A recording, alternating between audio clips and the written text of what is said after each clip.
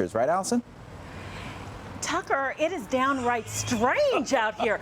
Derek and I are huddling I know, right?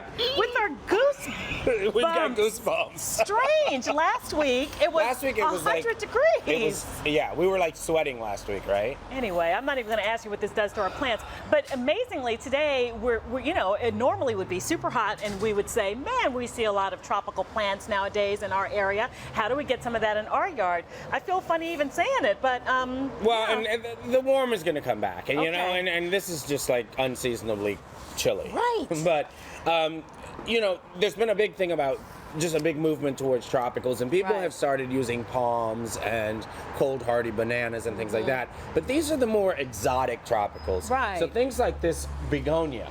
This is a begonia rex. This is one of the species begonias. This will do wonderful in your shade garden all summer long. The other thing that this plant really, really likes is dry soil. So it'll do well in dry soil. I'm gonna give the viewers a tip at the very end what they can do with that. Okay. But other plants that have become popular, I want you to smell that. That's jasmine. Ooh, smells Now, nice. Jasmine, because of Yeah. our fluctuating temperatures and actually our zone being repositioned as a warmer zone, we can now have jasmine. It grows as a vine, this beautiful vine here. You can grow it as a vine. It's an evergreen vine. It'll last in your garden. The leaves are evergreen, so you're going to have the foliage all winter, but then you get the wonderful blooms. Really? Things like this lycoris. Now this lycoris, it's also known, and this is not a new exotic. This is something that is a very old-fashioned exotic. But it's also known as a naked lady. And the reason they call it that is if you see here, Allison, there's no leaves. In the spring, there's big strapping leaves that come up, and it's a beautiful springtime plant. In late July, early August, it sends up these blooms, and it's a very, very exotic pop. Agaves have become all the rave in the gardens. The only thing is, if you do agaves, make sure that you don't let the kids get too close, because those little spikes will bite. Agave. It's got to be our agave that we love now, right? Now, what about citrus trees? Yeah. I want you to smell this. Crinkle that leaf up. This is a kaffir lime. Yes, it now, is. it looks like a really cool evergreen plant. The leaves are really, really decorative.